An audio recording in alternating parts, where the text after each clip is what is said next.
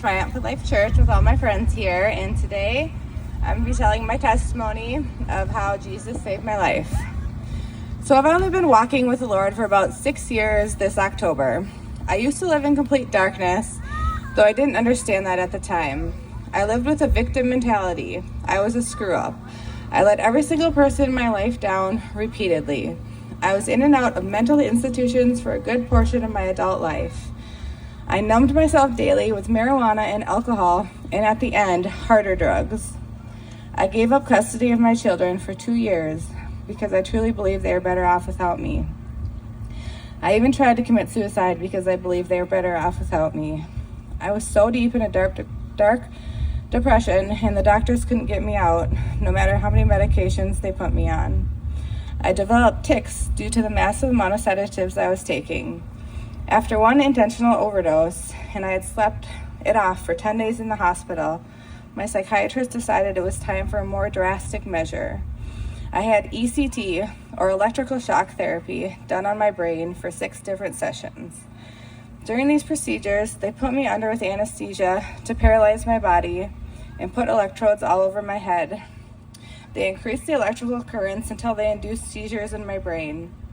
I broke up from the first round of treatment completely disoriented and bawling uncontrollably. I remember calling my mom crying.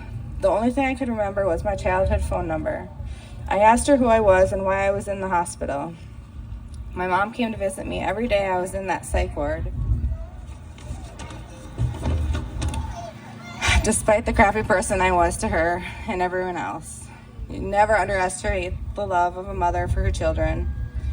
The next few years were filled with more chaos and sadness, topped with an intense memory loss, both short-term and long-term. Fast forward to the night that I was saved. It was October 26, 2019, and I was being evicted from the Section 8 townhome I lived in New Prague with my children. I had recently began hanging out with a crew of people who were hard into meth. There were 3 to 4 men in my home that night that I had never met before. One of them had a split tongue like a snake. I'd never seen anything like it. One of the men was pacing back and forth in my kitchen, speaking a weird language that sounded like maybe Latin or Hebrew. It sounded like he was crying out or pleading with someone or something. All 3 of their eyes would occasionally roll up into their head and go completely black. The crazy thing about all this is I wasn't even scared, I was just fascinated. One of them asked me if I lived by a railroad because the ground was shaking. I casually replied, no, that's the Holy Spirit, even though at the time I had no idea who the Holy Spirit was. I had to be completely moved out of the apartment the next day, and I hadn't packed a single thing. My friend asked me if I was worried about getting my stuff out, and I said with complete confidence, no, there's an army coming. I didn't question why I believed or said this, but I truly did. The night passed with no further incident.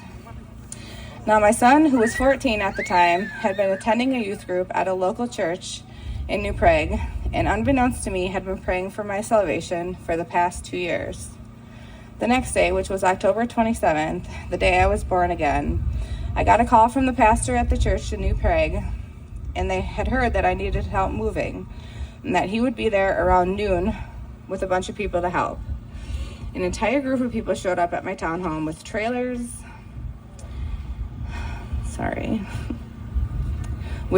and trucks and proceeded to pack up all my belongings. One man who I've never met before brought his 40-foot travel trailer and offered to store everything that could fit in it until I had a place to go.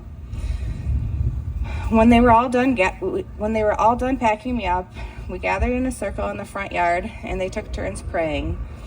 I felt weird and I was a little bit embarrassed that this was happening. But it was at that time that I was overcome by the Holy Spirit. I began to shake and tremble and say yes out loud repeatedly. I had never felt anything like that before.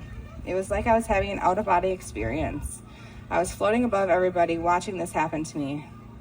2 of the women invited me to come stay in their home. I had no plan of where to go next, so I was very thankful for this, and I graciously accepted. For the remainder of the day, I could not say yes to Jesus, yes to this feeling, yes to the chains that fell off of me that day. I will never forget that my son Spencer was by my side. He got to experience his prayers coming to life. After that, the blessings kept rolling in. 2 weeks after I moved in with Bets and Kate, the pastor called me again to let me know someone had called and had a car for me. I had not had a car for a couple years. A couple that I did not know pulled up with a 2012 Nissan Altima in pristine condition. It was only 7 years old and seriously beautiful. They handed me the keys and paid all the costs to switch the title. God showered me with love with his faithful followers. The next couple years were full of a fire for Christ and a desire to save others from the hell I had been living in. It was full of joy and also pain, as memories and visions of the past came slowly back. The pain I felt for dragging my kids through hell with me threatened to take me back at times, and I still to this day wish I could redo their young childhood, especially my son. It was a weird and intense experience to rebuild a life that I had never imagined could be for me. It was amazing discovering who I was truly meant to be. The old Brianna was dead and gone, and I so very happily stepped into this new creation. It was a beautiful thing to feel the years of shame and guilt wash away. I am now happily married. My 3 daughters live with me full time. My son just got accepted into an electrical apprenticeship, and I am expecting our baby boy. I remember on the second anniversary of my salvation having a revelation of not remembering the last time I was sad. I am not by no means perfect, and I am still learning how to adult. But the difference is I am happy and free and full of life and love and forgiveness that I can't take any credit for.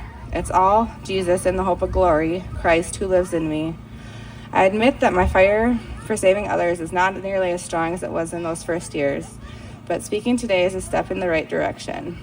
I hate Halloween, and I don't use that term lightly. I came from the darkness, and I barely made it out alive.